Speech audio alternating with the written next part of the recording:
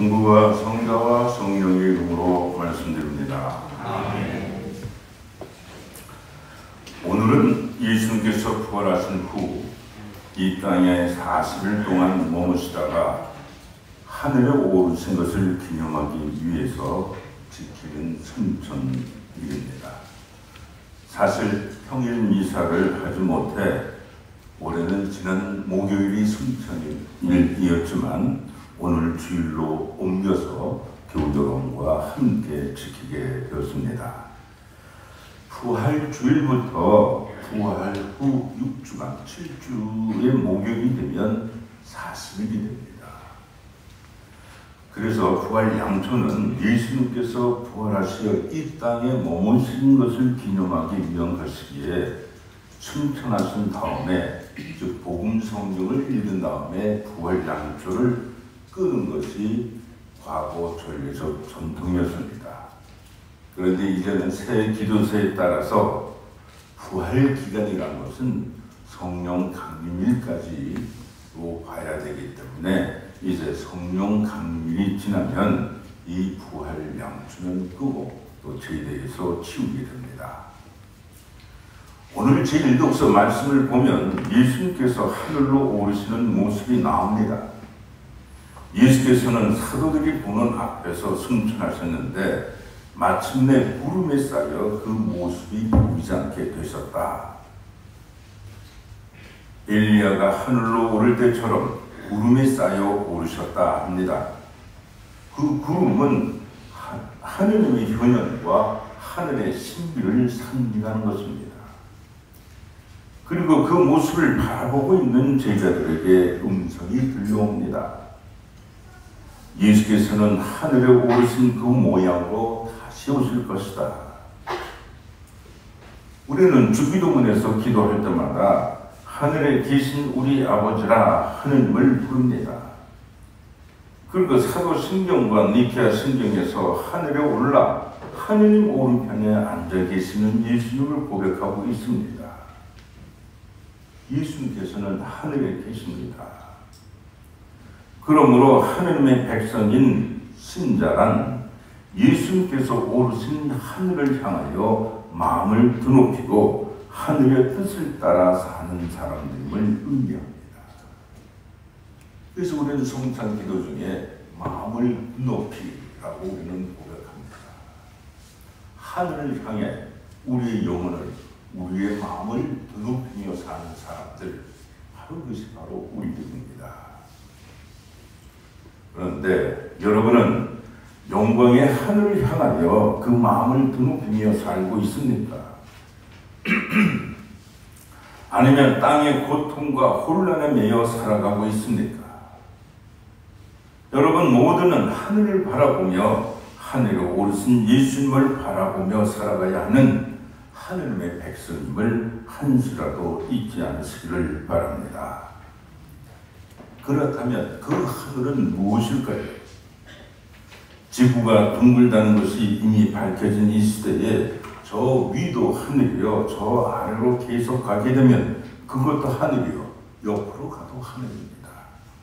동서남북 사방이 다 하늘로 이어져 있음을 우리는 알고 있습니다. 그 하늘입니다. 그것은 하늘이 아니라 천국이겠죠. 그래서 하느님을 믿는 우리들에게 하늘은 무엇을 뜻할까요? 오늘날 우리가 우러러 보아야 할 하늘, 하늘의 나라, 하느님과 예수님이 계시는 그 거처는 어디입니까? 하느님이 계시는 그곳, 영광으로 빛나는 그곳은 어지러운 세속적 가치가 난무하는 이승이 아니라 저 멀리 저 높은 곳으로 표현되면서 참으로 선한 가치, 거룩한 가치가 있는 것입니다.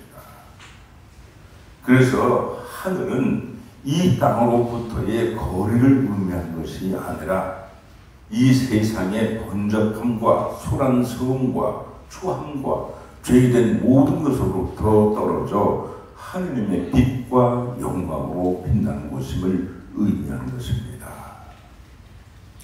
승천절이 되면 제가 가끔 농담을 하죠. 예수님 2000년 전에 승천하셨는데 아직도 승천하지 못했었다. 왜냐하면 아무리 빠른 우주선을 타더라도 이 우주 끝까지 가려면 30억 광년이 걸린답니다. 그러니까 아직도 멀었죠. 그래서 그 창공을 의미하는 것이 하늘이 아니라는 것입니다. 이 하늘로 예수님께서는 승천하심으로써 당신의 나라, 즉 하늘로 우리를 초대하십니다. 사도 바울은 필리피서 3장 20절에서 우리를 가르쳐 하늘의 시민이라 말하고 있습니다. 이 말씀은 예수님께서 계시는 저 빛나는 하늘에 거처를 두고 살아가는 사람들이라는 것을 말하고자 하는 것입니다. 우리들에게 하늘의 생명을 주시는 예수님께서는 세상에 계실 때, 이 땅에 사실 때 바로 이 하늘에 속한 분으로 살아가셨습니다. 모순으로 가득 찬 이 땅에 의해서 하늘의 가치를 가지고 하늘의 삶을 사셨던 것입니다. 이것이 바로 성육신의 신비요 그리스도교가 담고 있는 위대한 신앙입니다. 바로 여기 이 세상에서 저 높은 하늘을 실현하며 사는 삶이 바로 예수님의 삶이요 우리가 따라 본받아야 할 삶입니다. 오늘 예수님의 승천을 기념하는 것은 예수님의 제자들이 다 같이 하늘을 바라보고 다 같이 모여 기도했던 그날을 기억하는 것이기도 합니다.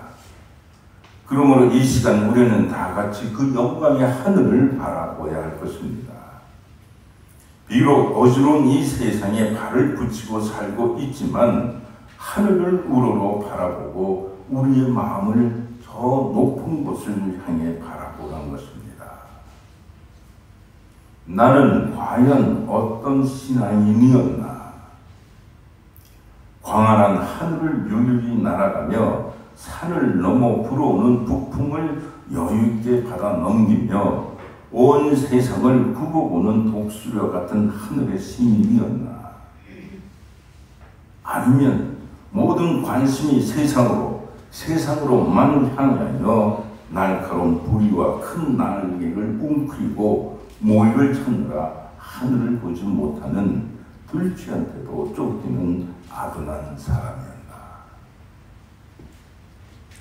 우하에 보면 이런 독수리가 있었답니다.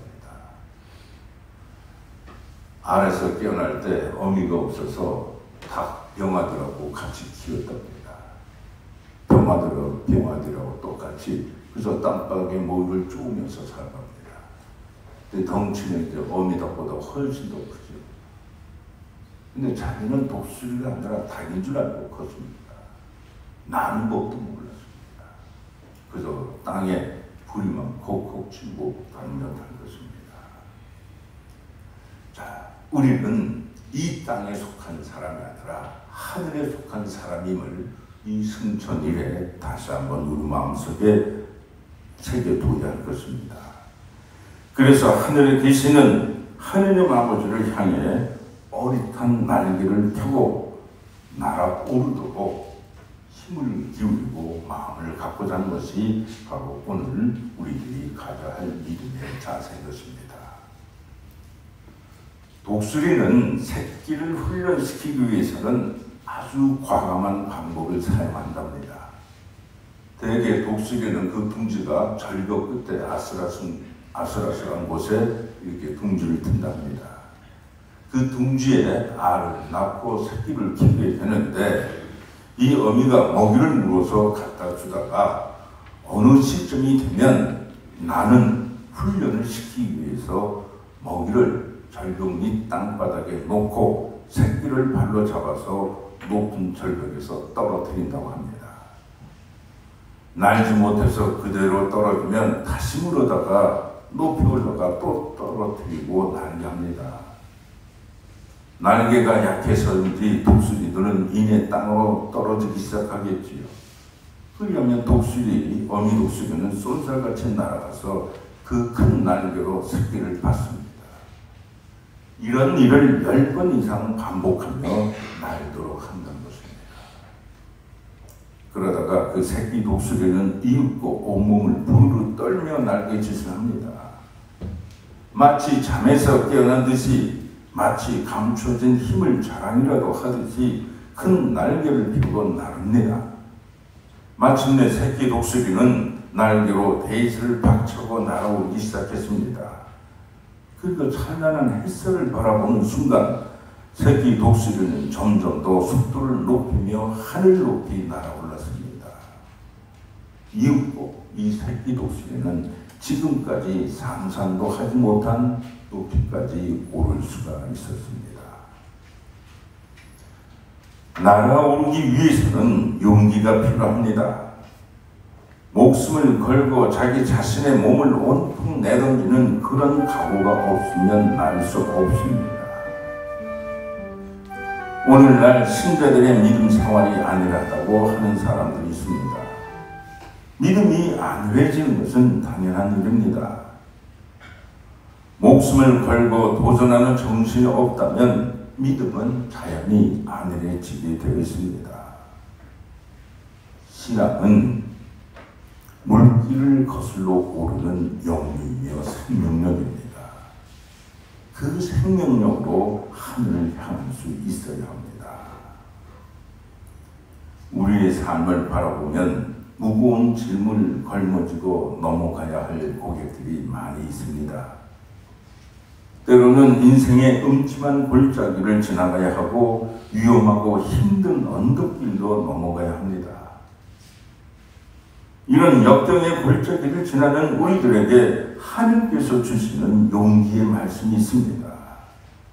바로 이사야서 40장 31절의 말씀입니다. 하나님을 믿고 바라는 사람은 새 힘이 솟아나리라. 날개쳐 솟아오르는 독수리처럼 아무리 뛰어도 고단하지 아니하고 아무리 걸어도 지치지 아니하리라. 공중의 왕, 새들의 왕인 독수리에게는 하늘을 향해 날아가는 힘이 있습니다. 지치고 고단한 인생길을 헤쳐나가려면 독수리가 날개를 힘차게 치며 태양을 향해 올라가는 것 같은 새 힘이 절실히 요구됩니다.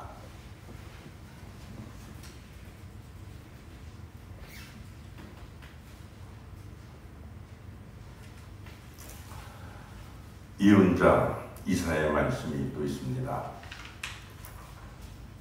하늘을 우러러 보며 하늘을 믿고 바랄 때 우리는 새 힘을 얻을 수 있다는 것입니다. 하느님을 믿고 신뢰하며 의심치 않는 사람은 새 힘을 공급받을 수 있습니다. 믿음이란 모든 것을 하나님께 내어 맡기는 것입니다. 그러면 하느님은 우리의 기도를 응답해 주시며 우리를 선한 결과로 인도하시는 분이시라는 것을 전적으로 믿고 신뢰할 때에 하나님은 우리에게 새 힘을 주십니다. 하늘을 우러러 본다는 것은 하나님의 도움을 기대하고 기다리는 것입니다. 유대인이 아니면서도 유대인들의 고통과 그 고통 속에서 어떻게 생존한 것을 보기 위해서 정신과 의사 빅터 프랭클이라는 분이 있었습니다.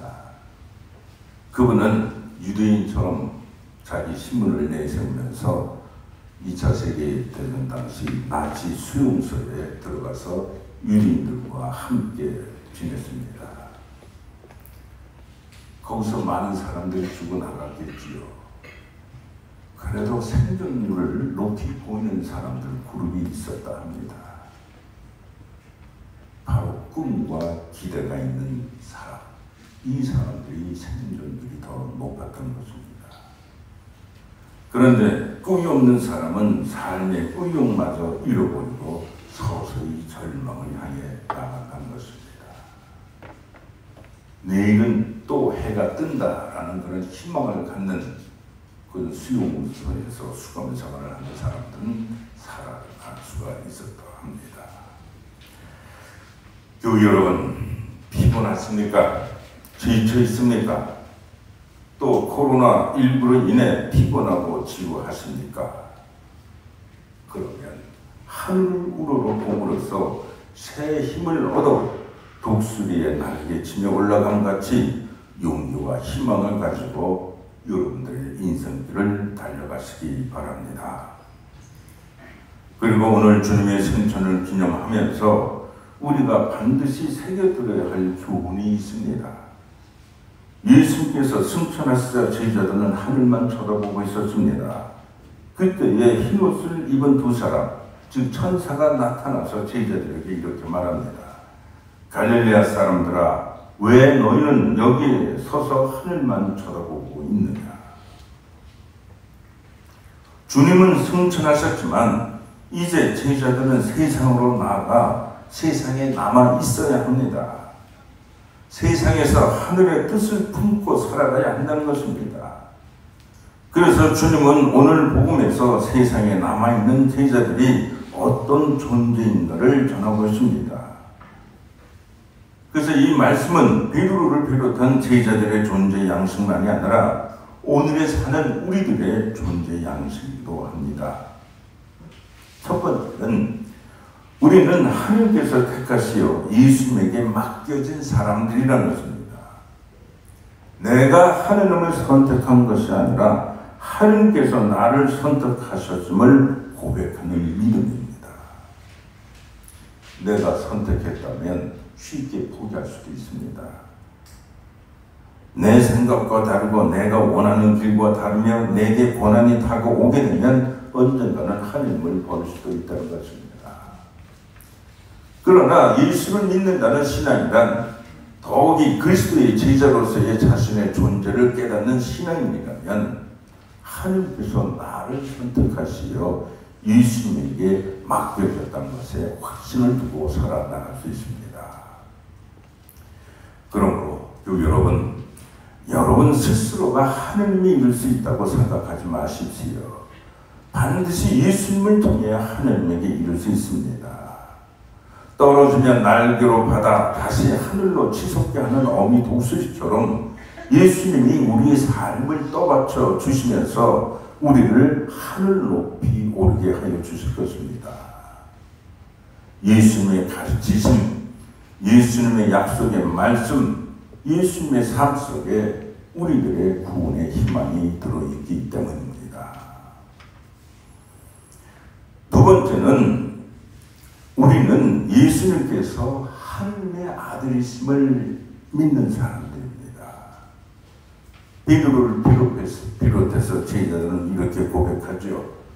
선생님은 살아계신 하나님의 아들 그리스도이십니다.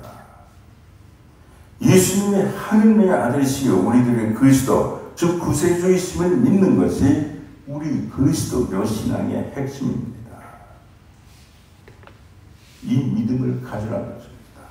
여러분도 마찬가지죠. 예수님, 그분이야말로 하나님의 아들이시여 우리를 구원하실 구세주이심을 굳게 믿으면 우리 모두는 하나님의 백성이요 주님의 제자입니다. 세 번째는 하나님의 백성이요 제자이기에 우리는 세상에 속한 사람들이 아니라 어디에 속해 있다? 하늘에 속한 사람들입니다.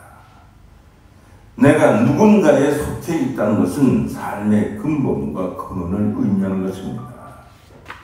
누구로부터 힘을 받고 살아야 하는 문제이기도 합니다. 세상에 속해 있다는 것은 세상이 주는 혜택으로 인생의 모든 문제를 해결할 수 있다고 생각하겠지요. 그러나 우리는 세상이 아무리 좋은 것으로 우리의 삶을 채워준다 할지라도 만족할 수 없는 사람들입니다. 오직 하나님의 은총만이 우리의 삶을 풍성하게 채울 수 있다고 믿는 사람들입니다. 그것으로서 이미 우리는 하나님께 속한 사람들입니다. 이렇게 우리는 이 땅에 살아남으면서 하늘을 향해 살아가는 사람들, 또 예수님이 하나님의 아들이심을 고백하는 사람들, 그리고 하늘에 속한 사람들이라는 것을 이렇게 믿고 살아가는 이런 존재의 모습을 말씀하신 뒤에 오늘 복음 성경 11절에서 이렇게 기도하시지요. 나는 이제 세상을 떠나 아버지께 돌아가지만 이 사람들은 세상에 남아있을 것입니다. 거룩하신 아버지, 나에게 주신 아버지의 이름으로 이 사람들을 지켜주십시오. 그리고 아버지와 내가 하나인 것처럼 이 사람들도 하나가 되게 하여 주십시오. 승천하시면서 이 사람들을 지켜달라고, 이 사람들을 하나님과 그리고 서로 하나 되게 하려고 예수님은 기도하셨습니다. 우리를 지켜주시고 우리를 하나 되도록 기도해 주십니다. 그래서 예수님은 하늘에서 우리가 하늘에 이를 때까지 우리를 기다리고 계실 것입니다. 하느님 우편에 앉으셔서 기다리고 계시겠지만 우리가 힘들고 지칠 때에는 서 계시면서 우리를 응원해 주시면서 우리 모두를 기다리고 계실 것입니다. 이 힘을, 이 능력을 주시기 위해서 이제 예수님은 승천하신 지 열흘 후에 성령을 보내주십니다. 그래서 다음 주일이면 우리는 또 성령 강림일을 맞이합니다. 한 아버지와 아들이 연을 띄우고 있었습니다. 아버지가 연을 잘 띄워서 이 연이 하늘 높이 높이 올라가고 있습니다. 어린 아들은 옆에서 구경하고 있었지요. 연은 높이 높이 올라가서 이제는 구름을 뚫고 더 높이 올라갔습니다. 그래서 아이가 아버지에게 묻습니다. 아빠, 저 연은 저 위에 지금도 있어. 그럼 믿고 말고 난 안 보이는데 아빠는 어떻게 알아? 여기 실을 붙잡고 있지 않니? 연이 움직일 때마다 내 손에 느낌이 오거든. 예수님의 승천이 우리들에게 위로움이 되는 것이 아니라 반대로 신앙의 힘을 전해주시기에, 더욱이 성령의 힘을 전해주시기에 보이지 않는 연이 손가락에 느껴지듯 우리와 함께하고 우리 가슴에 이렇게 심어지게 될 것입니다. 승천하셨지만 우리에게 하나의 끈과 같이 연결되어 우리에게 성령의 능력과 은총을 주신다는 것입니다. 우리가 무엇을 믿어야 한다고 말씀드렸죠. 신앙이란 먼저 믿는 것입니다. 그리고 오늘 제1독서 에베소서에서는 신앙이란 아는 일입니다. 무엇을 알아야 되는가? 참 하느님을 아는 것이요. 또 무엇을 알아야 되는가? 하느님께서 물려주실 축복이 얼마나 놀라운지를 아는 것입니다. 세 번째, 또 무엇을 알아야 합니까? 하느님의 강한 힘이 믿는 우리를 가운데 움직이고 있다는 것을 아는 일입니다. 이것을 알지 못한다면 우리는 하느님의 그 생명의 힘을 받아보실 수가 없습니다. 이 승천일에 예수님은 다시 한번 당신의 크신 능력과 당신의 존재가 어떠신지를 분명하게 보여주셨고, 우리로 하여금 우리의 마음, 우리의 영혼을 하늘을 향해 하고 하늘의 힘을 허락해 주심을 오늘 이 시간 다시 한번 기념하는 것입니다. 이 세상에 살지만 하늘의 힘으로, 하늘의 능력으로 살아가는 여러분 모두가 되시기를 간절히 기원합니다. 성부와 성자와 성령의 이름으로 말씀드렸습니다.